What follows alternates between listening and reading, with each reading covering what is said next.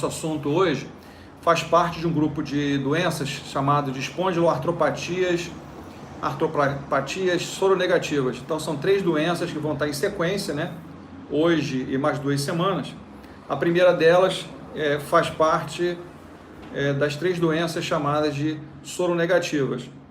A primeira é a espondilite anquilosante. Boa noite, Felipe.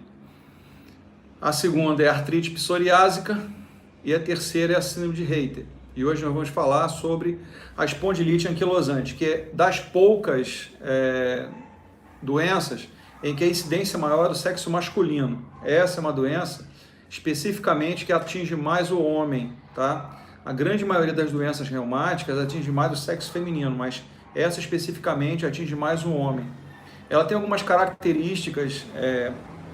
Boa noite, Milena. Ela tem algumas características que diferenciam de outras doenças, que são, pelo próprio nome já vem dizendo, né? Espondilite tem relação com a coluna vertebral e ela se localiza mais a nível da região lombar. Anquilosante, anquilosar é fixação, né? A fixação de estruturas ósseas. Então, anquilosar é a fixação. Então, a característica que você vê no raio-x é que há uma união entre as vértebras lombares, que dá uma característica como se fosse um bambu, tanto que a característica da doença é chamada de coluna em bambu, né? Que você observa a união, o anquilosamento das vértebras lombares. E a espondilite, como o nome vem dizendo, o is, inflamação, é uma inflamação das vértebras. Boa noite, Ana Cristina. Minha prima, tudo bem, prima. A espondilite anquilosante, ela tem essa relação, né, com problemas inflamatórios, e ela é mais característica do sexo masculino. Então vamos lá bater aquele papo sobre o assunto. Então a primeira descrição dessa doença aconteceu no ano de 1695 pelo Sr. Conon, um médico irlandês, e a espondilite anquilosante foi descrita como uma enfermidade que conduzia à imobilidade e à rigidez. Essa doença ela é reumática, inflamatória, crônica, progressiva e autoimune, que acomete das articulações sacroiliacas e região lombar, tá? Pela união que eu falei, né? A fusão entre as vértebras, a anquilose das vértebras, falando disso, a tal da coluna em bambu, que é observado facilmente em raio-x. As articulações periféricas são lesionadas também. Uma das características Boa noite, Ana Carolina. Pela própria posição, né, da forma com que a pessoa fica, porque com a união das vértebras, a pessoa perde a função de extensão da coluna. Boa noite, Carlos. Ela perde a função de extensão da coluna. Ela começa a ter apenas a flexão da coluna. Então, essa flexão faz com que o tronco praticamente fique na horizontal. Boa noite, Thaís. Fique na horizontal em relação aos membros inferiores.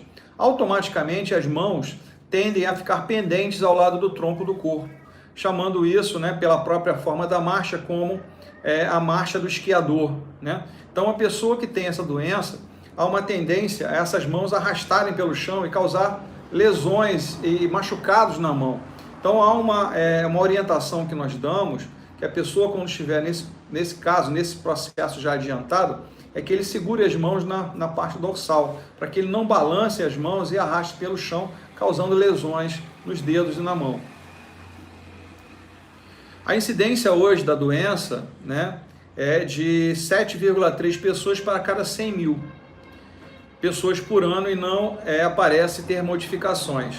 A incidência hoje são 3 homens que são de adquirirem para apenas um caso do sexo feminino. Boa noite, Moisés. Uma do sexo feminino, tá? Então, é uma incidência mais, ou seja, 75% dos casos hoje, Jane, boa noite, 75% dos casos hoje atingem os homens e 25% dos casos atingem as mulheres. Eu, particularmente, nunca tive nas mãos um caso de sexo feminino. Já tive 3 casos de sexo masculino, mas nunca tive nenhum caso de sexo feminino observado. Nunca aconteceu isso comigo. A grande maioria dos pacientes desenvolve sintomas entre os 20 e 35 anos de idade. Como é uma doença autoimune, e as várias doenças autoimunes que existem, só se a minha cabeça está parecendo que eu estou um anjo aqui atrás, então está até engraçado aqui, estranho. É uma planta, não sou eu não. De anjo eu não tenho nada, mas então tudo bem. Tá engraçado.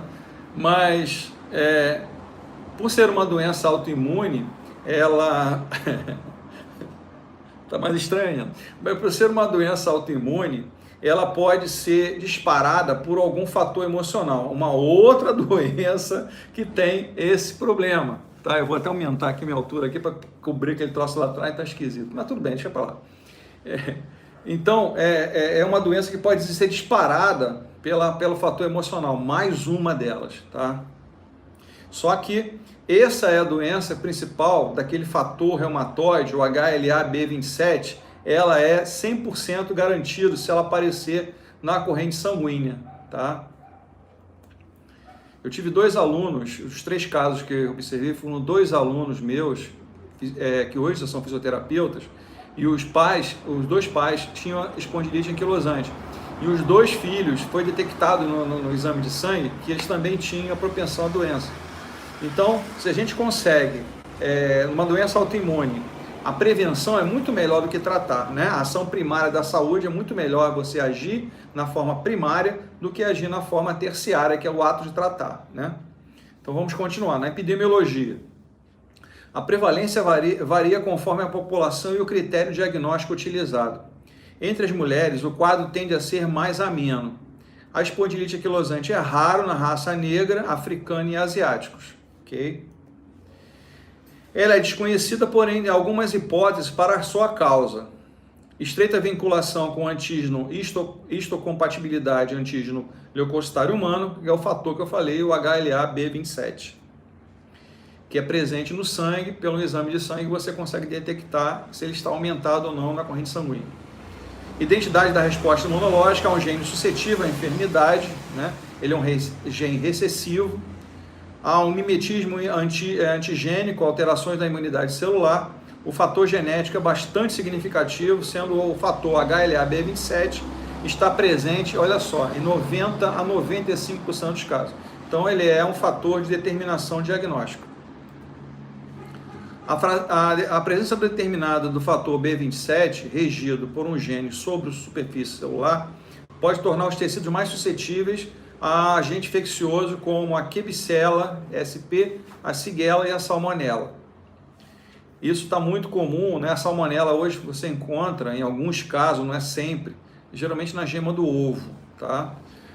Não sei se vocês estão reparando, ou já viram algum vídeo, alguém comentando, a gema do ovo está vindo extremamente alaranjada e não amarelada. Os caras estão injetando alguma coisa no ovo para que o ovo dure mais. Se alguém leu alguma coisa sobre isso, até me ajuda também nisso. E os caras, se você colocar o ovo para ferver ele, né, para ele ficar rígido, boa noite Letícia, Ellen, boa noite, ele tá ficando, quando você abre ele no meio, ele tá um amarelo pro laranja, né? Os caras estão injetando alguma coisa no ovo, tanto que você bota o ovo dentro, o ovo para cozinhar ele, né, para ficar mais firme, solta umas bolhas dentro dele, quer dizer, estão furando de alguma forma o ovo e injetando alguma coisa. Isso tem relação com a salmonela, então cuidado, tá, gente? E com isso sugerir um papel direto com o antígeno precipitando o início da doença. No mimetismo antigênico, um agente exógeno modificaria as superfícies celulares, o HLA-B27, que são positivas, induzindo a um estado autoimune e propagando a autoagressão, tá? Então, na verdade, é uma doença evolutiva, agressiva, que tem relação considerada reumática, mas ela tem a ação direta na parte óssea orgânica, ok? É muito mais comum o desenvolvimento da espondilite anquilosante entre parentes de primeiro grau, ou seja, de pai para filho. É o caso que eu falei, os 2 casos que eu comentei, de pai para filho. Eu tenho um amigo que ele é do Espírito Santo também. Boa noite, Kleber. Kleber não, é Vânia. Tá com o celular do Kleber, tá bom. Eu tenho um amigo que é de Espírito Santo e o pai dele tem a doença, ele também tem a doença também, os 2. Tá? Então, geralmente, para neto já fica mais difícil, tá? De pai para filho. A forte associação ao antígeno, a histocompatibilidade do HLA-B27 é bem conhecida, mas sua relação com a causa da doença ainda não está clara. Essa doença sistêmica ocorre em uma população predominantemente jovem, por isso dos 20 aos 30, isso mesmo, dos 20 aos 35 anos, que está predisposta geneticamente e exposta a agente específico no meio ambiente. Na patogênese, o principal tecido agredido da espondilite anquilosante é o fibrocartilaginoso, que se associa com a osteite do osso subcondral adjacente, ou seja, a união entre osso e osso. Não sei se você... Eu vou ver se eu coloco algumas imagens aqui para vocês verem. Só um instantinho, vou passar aqui a imagem, vou virar a câmera e mostrar a vocês. A situação é complexa, porque ela causa problemas posturais graves. Boa noite, Larissa. Deixa eu abrir aqui.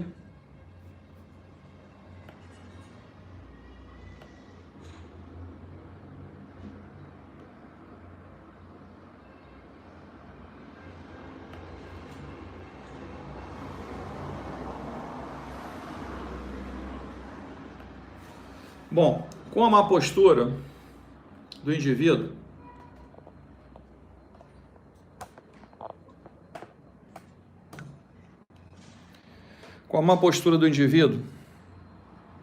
a palavra anquilose, tá vendo? É a fixação de uma vértebra a outra vértebra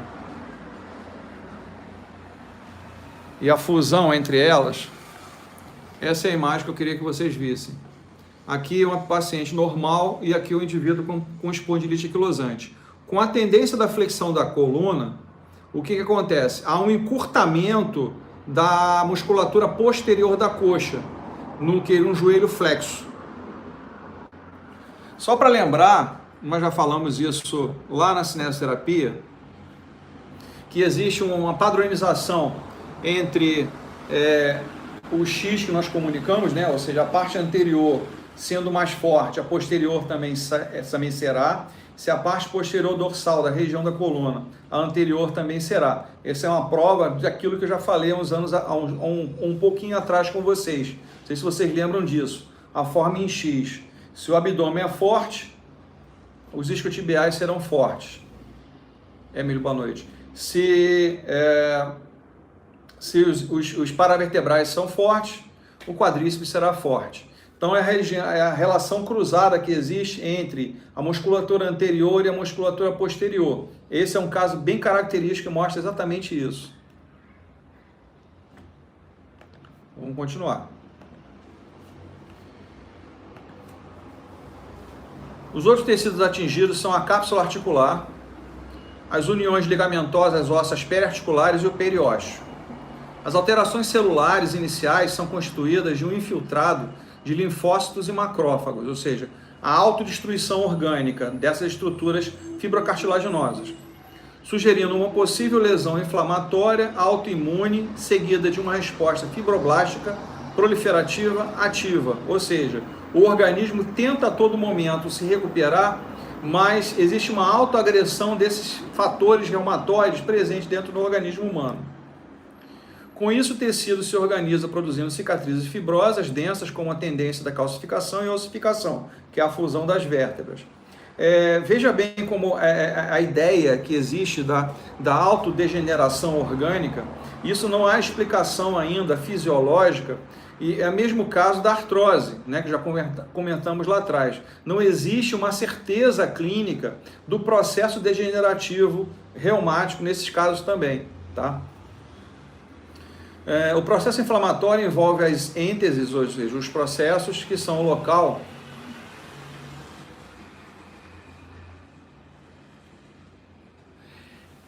até pode acontecer o uso do andador, de uma muleta, mas o problema do processo é que você fica sem a musculatura extensora da coluna. Devido à fixação das vértebras, elas ficam rígidas, como um bambu, né? Uma estrutura rígida, ele perde o movimento, né? Nós temos o equilíbrio entre a flexão e a extensão. Ele perde a extensão, ele fica só com flexão. Se a flexão é a única ação, a tendência é ele curvar o corpo à frente. Ele pode melhorar sim se ele tivesse um pouco de musculatura posterior. A gente pode até tentar o estímulo com algum aparelho eletrônico, mas o problema maior é a fixação das vértebras, ele perde a mobilidade.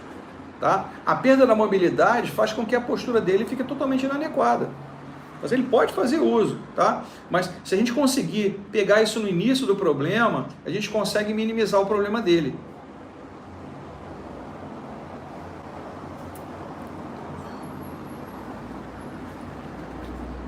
Respondi a sua pergunta? Ou você está na dúvida ainda?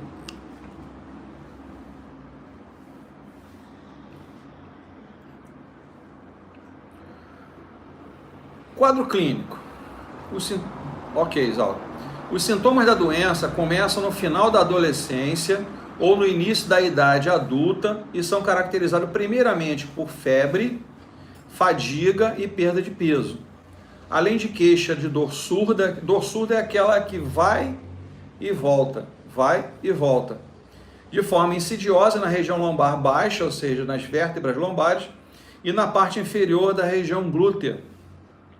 Rigidez matinal, que é bem característica das doenças reumáticas, né? Artrose, osteoartrite, a própria artrite reumatoide, todos esses casos têm rigidez matinal. Ou após o repouso, que melhora com exercício ou movimento. Com o desenvolvimento da doença, a marcha e a postura tornam-se bastante características, facilitando o diagnóstico. Deixa eu achar aqui se tem a marcha da espondilite anquilosante. Um minuto. Marcha. Uma pena, não tem. A marcha é chamada de postura do esquiador. Não sei se vocês lembram, o esquiador tem um movimento de tracionar a neve com os dois bastões. Quando ele traciona a neve, ele faz o quê? Uma flexão de tronco, para dar mais força no deslocamento na neve. Então, é por isso que eles chamam de postura do esquiador, tá? O tronco é levado à frente, ou seja, ele fica em flexão, os braços pendentes, arrastando pelo chão. Por isso que a gente pede para a pessoa segurar o polegar no dorso e não arrastar as mãos no chão para não causar feridas nas mãos.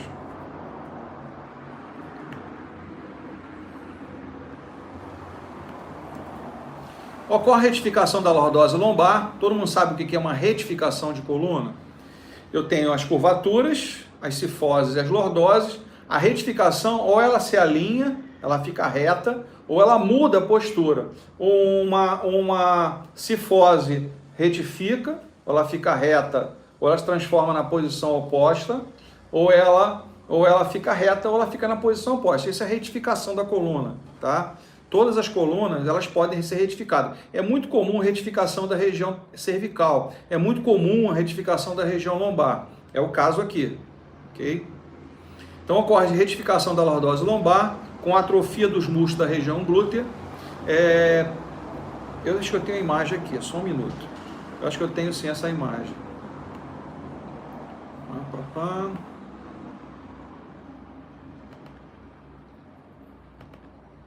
Tenho sim.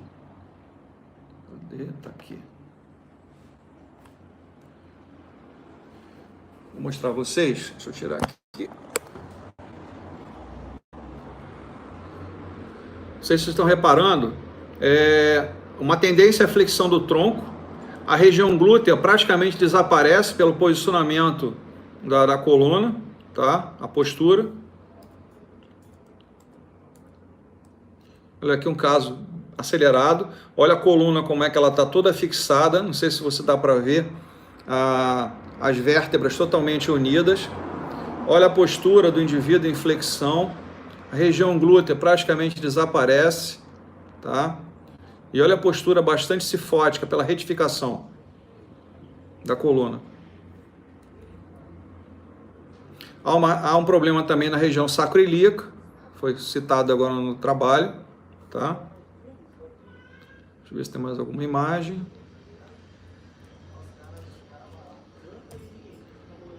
Olha lá, é um caso aqui.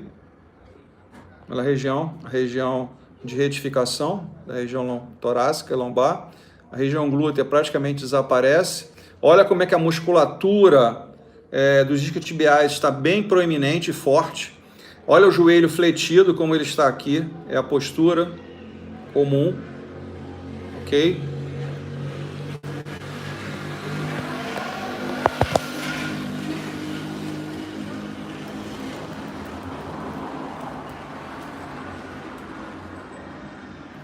Tem um outro caso aqui, deixa eu mostrar a vocês. Olha só.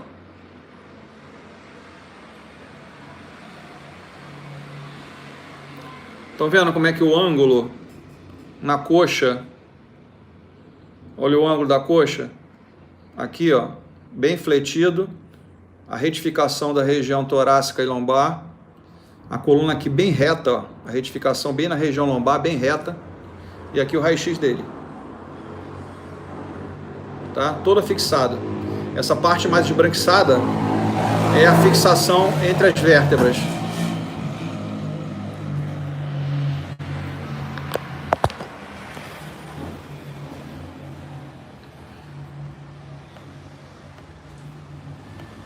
Deixa eu voltar.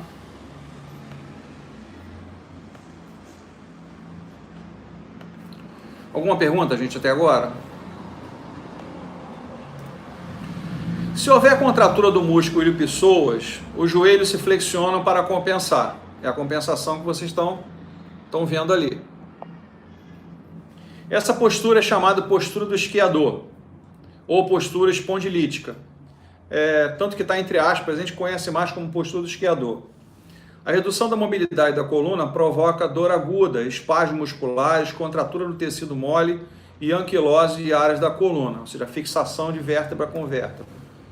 Várias articulações periféricas podem ser afetadas por entesopatia. O que é entesopatia? São patologias que envolvem inserções tendíneas, musculares e osteoligamentares no osso, pois a êntese, ou seja, a união de um tendão, cápsula articular, ligamento ou fáscia muscular em osso.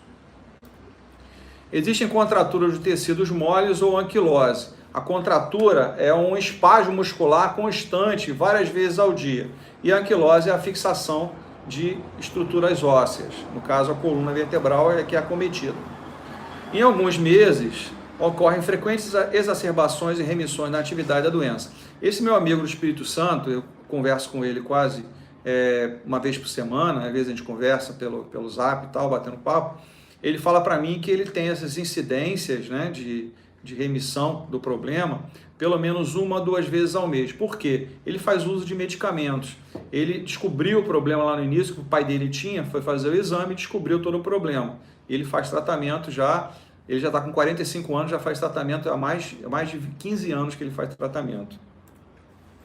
As articulações sacroiliacas são as mais comumente acometidas, apresentando condrite, ou seja, inflamação dos condrócitos, e osteite subcondral, fixação, sendo observada radiologicamente como um pseudo-alargamento da interlinha articular e velamento articular. Velamento articular é uma estrutura única, tá? Você não vê vértebra, disco, você vê uma estrutura única, fechada, por isso que é chamada de coluna em bambu, o formato de um bambu. Isso pode progredir para lesões erosivas, configurando a imagem de uma borda de selo, e por isso para anquilose fibrosa óssea. Pode-se observar irregularidades e áreas de calcificação nas inserções tendíneas. Na coluna vertebral, a ossificação gradual das camadas superficiais do ânulo fibroso leva à formação de pontas ósseas intervertebrais, chamadas de sindesmófitos. Uma articulação, uma estrutura que era móvel, ela torna-se rígida, tá? A coluna tem movimento, ela tem inclinação, ela tem flexão, extensão, ela tem rotação. Com a fixação ela fica rígida, ela perde a mobilidade. A fusão das articulações interapofisárias e a calcificação de ligamentos espinhais, associada à formação bilateral de sindesmófitos, que é a parte óssea fixando, pode resultar em uma fusão completa da coluna vertebral, dando o aspecto de uma coluna em bambu. O acometimento articular periférico, traduzido por dor, edema, calor e limitação, quadro inflamatório, é mais comum nas grandes articulações, como nas coxas femorais, nos joelhos, nos ombros e nos tornozelos. O acometimento das colunas dorsal e cervical, costo-vertebral e externo-costal, associado ao comprometimento da musculatura, leva a restrição respiratória. Como ele tem um aumento da curvatura torácica, ele tem uma compressão em toda a estrutura torácica, diminuindo em si a expansibilidade torácica. Então, você já grava isso. Se eu tenho uma diminuição da expansibilidade torácica, já é um caminho a seguir. O exercício respiratório está indicado para paciente com espondilite anquilosante. A osteoporose ocorre no esqueleto axial e no quadril, tá? E é relacionada à atividade inflamatória da doença, à diminuição da atividade física, que aumenta o risco de fraturas e a compressão vertebral. Então, como há uma fixação entre vértebra e vértebra, a saída dos nervos periféricos fica comprometida. Eles são tensionados e pressionados. Isso causa dor constante. Ocorre também manifestações extraarticulares oculares, como uveíte, inflamação anterior aguda entre 25% a 30% dos pacientes. Problemas cardíacos, como pericardite, cardiomegalia, ou seja, aumento do volume do coração, como a pressão dentro da caixa torácica, ele tenta se expandir e causa essa cardiomegalia, um aumento do volume do músculo cardíaco. Distúrbio de condução. Problemas pulmonares, como fibrose apical, ápice. Pleurite, inflamação em volta das pleuras, parietal e pleural. Problemas ventilatórios pela restrição da parede torácica. E problemas neurológicos, como subluxação e fraturas vertebrais, C1 e C2, C5 e C6 e compressões neurológicas devido à fusão de vértebra a vértebra. É realizada pelos critérios clínicos, pela associação dos sintomas do paciente, pela história familiar e pelas descobertas articulares e extraarticulares. O diagnóstico é definido na presença de alterações radiológicas associadas a qualquer critério clínico. Eu acho que até agora está tranquilo entender que ela é uma doença reumática de cunho genético, que tem um fator reumatoide presente no sangue e que ela é problemática, evolutiva e causa problemas articulares, respiratórios, cardíacos, somados. Outros métodos utilizados são a tomografia computadorizada, a ressonância magnética e a cintilografia, que detectam áreas de inflamação em fases precoces, ainda sem representação radiológica. O raio-x é detectável facilmente para esse caso, gente. Então, existem alguns critérios clínicos e critérios radiológicos para o diagnóstico, tá? Dor lombar e rigidez por pelo menos 3 meses, que é aliviada com exercício e não melhora com repouso. Limitação da coluna lombar nos planos sagital e frontal, existem testes para isso.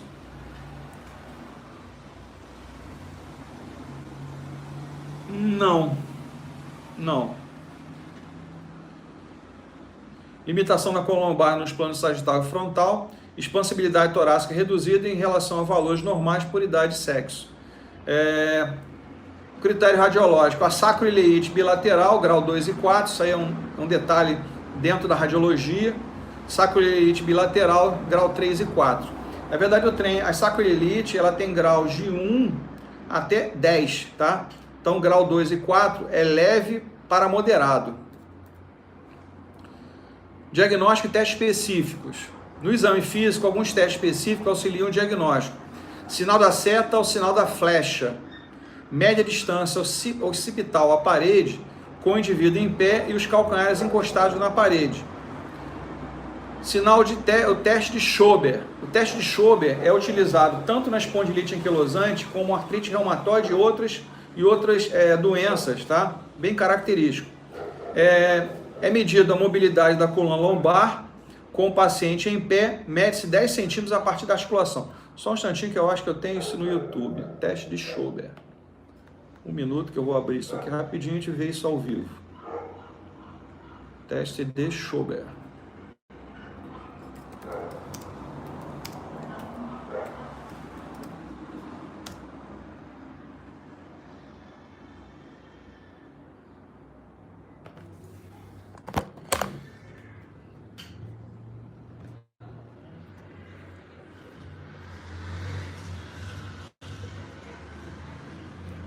Teste de Schober, tá em inglês, tá? Mas vamos ver aqui, tá na boa. Vou voltar aqui, tem outro caso aqui, mais simples.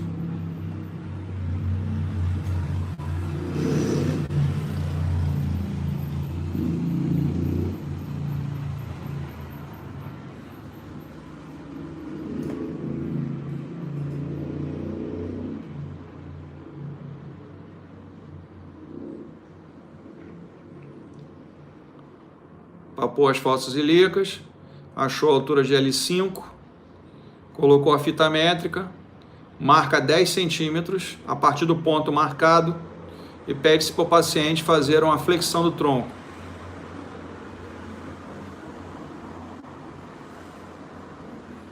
Pode manter a fita ou medir o ponto máximo que ele chegou.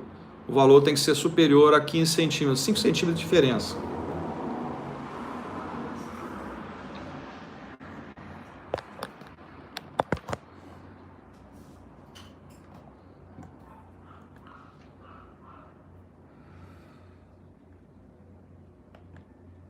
Ok?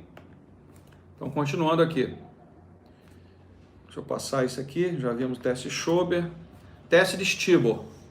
Mede a mobilidade da coluna tóraco-lombar de S1 a C7 em centímetros durante a flexão anterior do tronco.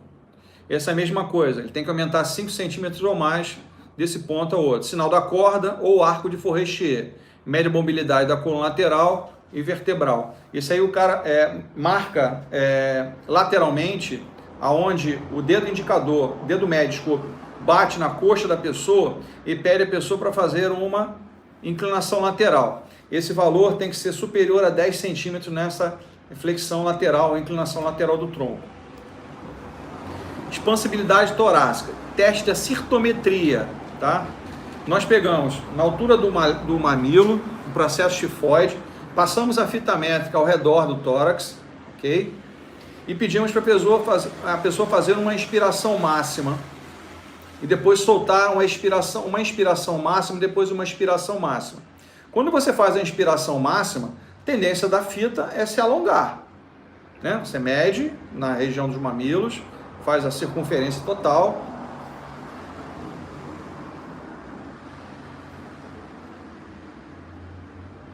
Pode ser. Agora eu entendi a sua pergunta. Pode ser, até pode. Depende do momento, no quadro mais inflamatório que ele estiver. Mas pode acontecer. Mas que toda doença que a pessoa tem alguma deficiência, ela fica mais propensa a ter um problema. Quando aparece um problema que agride, ela fica muito mais propensa daquele que não tem problema algum. Ok? Então, passamos a fita métrica ao redor do tronco, pedimos para a pessoa fazer uma inspiração máxima e vamos vendo o espaço, tá? Esse valor dessa expansão máxima tem que ser maior ou igual a 5 centímetros, ok? Distância mão-chão. Mede a distância do terceiro dedo, ou seja, o dedo médio, com o paciente inclinado anteriormente e quantificar a flexão da coluna lombar, tá? A distância na flexão do tronco, entre o dedo médio e o chão. Isso é feito também em exercícios, atividades, técnicas, e você vê se houve melhoria ou não. Se houve a manutenção ou até de repente até a piora numa reavaliação na semana seguinte, isso é um caso detectável, ok? Distância intermaleolar. Mede a abdução da coxa femoral. Medir a distância com as pernas afastadas ao máximo e, se possível, joelhos estendidos, que é dificultoso para ele. E esse você vai medir se ele consegue fazer a extensão máxima do joelho, porque há uma tendência a encurtamento dos isquiotibiais. Não existe tratamento definitivo. A maioria dos pacientes pode ser tratada por meio do controle dos sintomas inflamatórios, associado a um programa de exercício que mantém e melhora a mobilidade da coluna e a postura, minimiza as deformidades e diminui as incapacidades físicas. Os pacientes podem obter um alto nível de independência se for aplicado um tratamento correto. Pacientes jovens respondem melhor ao tratamento em relação a pacientes mais velhos. E há uma tendência a melhora nos pacientes com diagnóstico precoce, foi o que eu falei anteriormente. São prescritos anti-inflamatórios não hormonais para a inflamação e a dor. Embora não cessem a evolução da doença, esses medicamentos trazem benefícios sobre a dor e a qualidade de vida do paciente. Na verdade, a gente sabe que todo medicamento ele é paliativo. A doença instalada, eu tenho só uma dose paliativa do problema. Ele não vai curar o problema, ok? Ainda mais que é uma doença genética também. Também são utilizadas as drogas antirreumáticas, modificadoras da doença, com a metatrexate e a sulfasalazina, para controlar o processo inflamatório, reduzindo e evitando lesões articulares e preservando a integridade e a função. É possível cirurgia? Sim, realizada em casos bem específicos, como a fratura da coluna vertebral, por trauma ou pseudoartrose, deformidade espinhal progressiva, instabilidade de rotação, secundária à luxação atlanto-occipital ou atlanto-axial.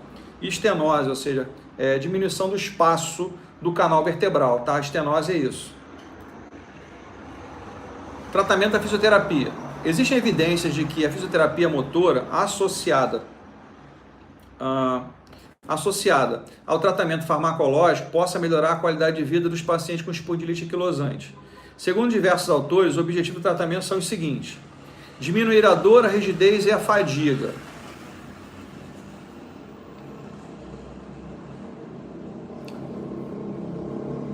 Aninha, eu posso conversar com você depois?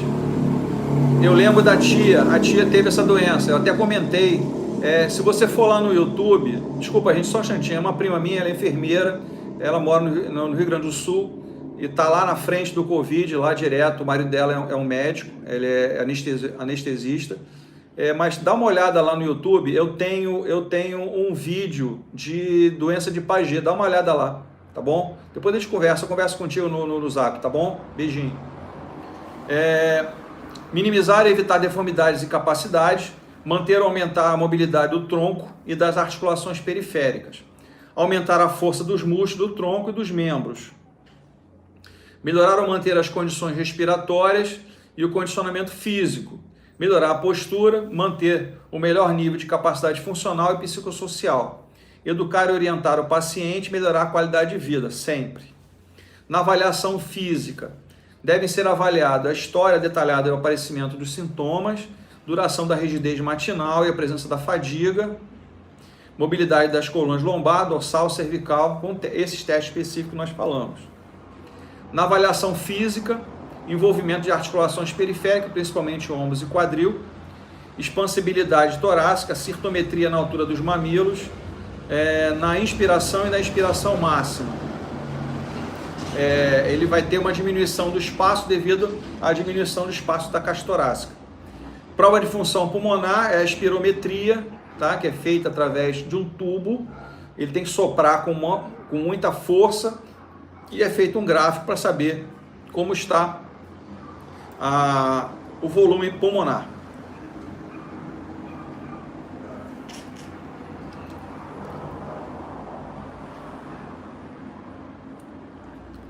É importante na avaliação o trabalho de transferência.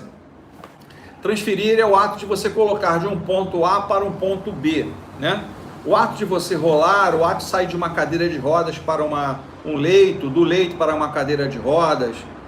Jaqueline, boa noite. Do ato do sentado para o de pé, isso tudo é uma transferência. E a transferência ela acontece quando há auxílio, tá? Deambulação. Alterações pela perda dos movimentos rotacionais, pelo envolvimento do quadril ou pela alteração respiratória. Na avaliação funcional, o vestuário é a higiene em razão da dificuldade de curvar-se e alcançar os pés. Então tudo isso é um trabalho, né? Nessa avaliação funcional, é um trabalho conjunto com a fisioterapia e o terapeuta ocupacional também, tá? Atividade do trabalho, posições estáticas ou sentadas por muito tempo pode causar dor e rigidez. O uso da termoterapia superficial e profunda. O calor superficial promove analgesia e relaxamento. Reduz espasmo muscular, levando ao aumento da flexibilidade muscular e de estruturas periarticulares e facilita a realização de exercícios. A termoterapia superficial e profunda. O calor profundo não tem indicação comprovada na literatura para o tratamento de doenças reumáticas devido à presença de inflamação aguda em várias articulações no processo da doença. Então, muito cuidado em termoterapia profunda, principalmente em ondas curtas, que em vez de você melhorar o caso, você pode acelerar o processo. Na eletroterapia, o TENS é aceito como um método efetivo no controle da dor em doenças agudas e crônicas. O maior efeito biofísico é a estimulação das fibras nervosas aferentes. Pela tensão e a pressão e a compressão exercida entre as vértebras, essas dores, ou seja, as vias aferentes, as vias ascendentes, né, as vias sensitivas, elas estão mais tensas, né? Então a pessoa sente dor constante. transmite ou inibe impulso nocivo pela medula espinhal até o cérebro. Pesquisas recentes afirmam que o TENS estimula também o sistema nervoso simpático e os núcleos da base, podendo assim inibir a dor causada pela inflamação. Essa estimulação tem sido eficaz na dor lombar crônica nos pacientes com espondilite anquilosante. A TENS de alta frequência no modo burst, né, são as 4 formas da corrente do TENS, aparece promover o alívio e permanece por 2 horas e meia a 18 horas. Então, se você multiplicar isso e fizer uma aplicação que é difícil acontecer, mas uma aplicação de 1 hora, você tem uma analgesia aí perto de 48 horas, tá? Ambos são os modos mais apropriados para a redução da dor da espondilite anquilosante. Massoterapia. Técnica utilizada para a dor lombar e cervical tem sido considerada útil no tratamento da espondilite anquilosante. Nesses casos aqui, como a dor é profunda, os deslizamentos profundos, os rolamentos e as massagens, o dedilhamento local tem um bom resultado. É legal, eu gosto muito, eu estou sempre falando, dentro dos remédios que podem ser utilizados pelo fisioterapeuta, as pomadas, no caso aqui, o uso da arnica, gente, é importantíssimo. Eu sempre indico para as pessoas que me perguntam, eu estou com dor articular, o que eu posso passar? Arnica. A pomada de arnica é fácil de você encontrar em qualquer farmácia, nem precisa ser uma farmácia de manipulação. Hoje ela tem até líquida, tá? Ela é misturada com óleo de amêndoa, com arnica, e ele é fácil para deslizar. Para problemas nesse caso, são excelentes. Hidroterapia. A terapia na água quente provoca relaxamento e diminuição da dor, facilitando movimentos da coluna, tronco e membros, melhorando ou mantendo a amplitude de movimento em geral. Facilita o alongamento para evitar contratura e deformidades, aumenta e mantém a força muscular. Ajuda na expiração e o momento da mobilidade torácica, melhorando a respiração. Vocês já viram com a professora em hidroterapia? Pode ser. Vocês viram com a professora, é um caso em que a água tem que ficar na altura dos mamilos, tá? Esse é um caso que a pressão da água age positivamente na expansão da caixa torácica. A gente sabe que certas doenças, certos problemas de saúde, com a hidroterapia, elas podem ser aceleradas ou melhoradas. Esse é um caso importante. A água deve estar na altura do tórax, se possível. O turbilhão e o tanque de Uber é aquele que você, quando entra no setor de hidroterapia, que ele fica no cantinho, aquele é o tanque, tá? O tanque de Uber. Proporciona o efeito de massageamento devido ao jato de água e ar combinados. A pompagem, técnica de mobilização das fáscias e dos tecidos conjuntivos. Oi, Beatriz. Técnica de mobilização das fáscias e dos tecidos conjuntivos que envolve as articulações e os músculos, ajudam a retardar os fenômenos de densificação e calcificação desses tecidos. A gente sabe que a pompagem, o deslizamento através da pompagem, ele melhora a elasticidade dos tecidos. Cinesioterapia. Exercícios ativos melhoram a postura e o estado geral do paciente com dor lombar crônica. Aliviam a depressão, reduzem o estresse e favorecem o sono. Nesse caso aqui, você faria uso... Boa noite, Isaac. Você faria uso de que técnica? Williams ou Mackenzie? No caso da espondilite anquilosante, nós usaríamos o Mackenzie ou o Williams. Vamos lá, raciocina. Vamos ver se vocês lembram.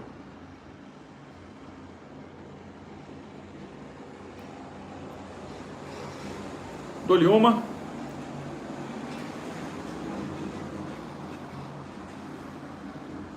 Lembrando que o Mackenzie é uma técnica de extensão, tá? Se eu perco a mobilidade, em extensão, eu tenho que fazer alguma forma de melhorar essa mobilidade da coluna Mackenzie. Essa aí é fácil, tá? Porque o Williams é em flexão. Ele já vai estar em flexão, eu vou aumentar mais ainda, eu vou contraturar, né? O Mackenzie é aquela ali, ó. A Beatriz escreveu corretinho, Mackenzie.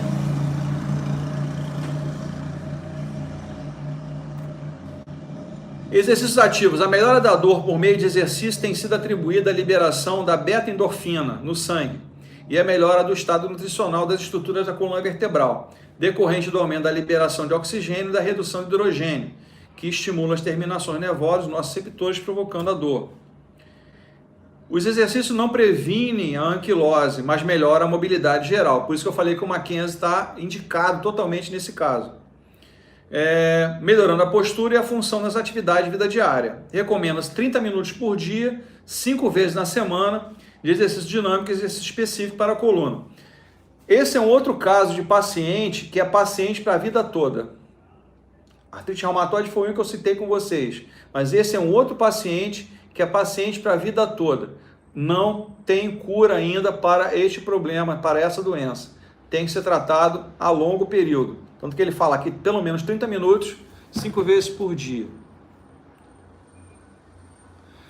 Pode até ajudar, Isaura, mas o ideal é dar mobilidade, porque ele está cheio de contratura. Ele tem contratura e inflexão, tanto na parte anterior quanto na parte posterior. É dar mobilidade. Melhor, quanto mais mobilidade você der, melhor. Você vê que todas as técnicas que nós estamos falando aqui, basicamente é cinesioterapia. A pompagem entra em cinesioterapia, o Mackenzie entra em cinesioterapia, a massagem tem relação um pouquinho com a cinesioterapia, tá? A hidroterapia tem relação com a cinesioterapia. A hidroterapia está dentro da cinesioterapia, sem dúvida nenhuma. Só que é feita na água, essa é a diferença. Um programa de exercícios aeróbicos regular melhora a saúde e a função para as atividades de vida diária, adiando a exacerbação da doença. Exatamente. Alongando o tecido está encurtado e encurtando o tecido está alongado. É sempre assim. É dessa forma, perfeito. Se eu tenho um encurtamento da musculatura anterior, eu tenho que alongar. E automaticamente o Mackenzie já te ajuda. Você está alongando a musculatura anterior e encurtando a posterior. É bem clássico isso. É sempre alongando o que está encurtado e encurtando o que está alongado. Tá? Trabalhando sempre de forma oposta. Sim, você lembra o movimento? É extensão. Total. Ele tem que se manter ativo e não passivo, parado. Você vê que ele parado, ele tem dor. A rigidez matinal é porque ele fica em repouso. Então é tipo da doença que tem que se manter em atividade, nem que seja pipoca, meia hora de atividade, todos os dias da semana, para ele já dar resultado. Outra forma de melhorar a mobilidade da coluna é reduzir a dor e a realização de exercícios na bicicleta estacionária, quando há comprometimento do quadril. Alongamentos. Devem ser realizados alongamentos ativos para músculo do pescoço, né? Inclinações, rotações. Para os músculos peitorais. Para os flexores do quadril, né? Puxando a coxa para trás, né? Em extensão. Os rotadores da coluna. Sempre que você roda no sentido oposto, você alonga o mesmo lado, com o objetivo de evitar a provável deformidade e postura do esquiador. É muito eficiente na musculatura do quadril para aumentar a mobilidade dessa articulação, mas é importante sempre tomar os devidos cuidados para não haver inflamação. Um protocolo aeróbico padrão para pacientes com dor lombar crônica devido à espondilite anquilosante inclui aquecimento e exercício seguido de relaxamento. A gente sabe que o alongamento, sim, opostamente, né? Se eu estou em flexão, eu tenho que fazer isométrico para extensão. E o Mackenzie está fazendo isso, está utilizando uma parte isométrica. Se você fizer a extensão de uma coxa e manter por um período de 5 segundos no mínimo, eu estou trabalhando isométrico. Eu estou juntando o exercício de Mackenzie com exercícios isométricos para musculatura extensora da coluna. Perfeito. São realizados exercícios com aumento da resistência, conforme a tolerância, aumento de repetições ou velocidade. É importante trabalhar grandes grupos musculares. Nada, a pergunta é para ser colocada, a gente vai destrinchando e conversando sobre o assunto. É importante trabalhar grandes grupos musculares, como os extensores do quadril, posteriores dos ombros, né? Posterior do ombro, pé, o que? Deltoide posterior, grande dorsal, fibras médias e romboides, inclusive. Eles ajudam o que? Na adução da escápula, melhora a postura. e outros músculos posturais. As sessões devem durar de 40 a 50 minutos, 3 a 5 vezes por semana. Isso lógico, dentro da montagem de exercícios que a gente vai fazer, tá? Então ele falou em 30 minutos, mas dentro desses 30 minutos eu posso estar acrescentando esses 40, 50 minutos naquela 1 hora mais ou menos que nós temos com o paciente. Mas também não é que você, 1 hora, tchau. Não é assim. Tem paciente que, de vez em meia hora, você resolve. Tem paciente com 10 minutos. Uma criança, ela entra em fadiga muito rápido. Em 10 minutos, às vezes, um bebê que você está fazendo algum exercício com ele, né, num desenvolvimento locomotor da criança, né, o método Bobat, você com 10 minutos, ela entra em fadiga, acabou o tratamento, ela vai dormir. A criança cansa rapidamente. Então, também eu tenho que saber dosar com esse tempo com o paciente. Facilitação neuromuscular proprioceptiva. Eu vou passar para vocês esse slide. Isso por fora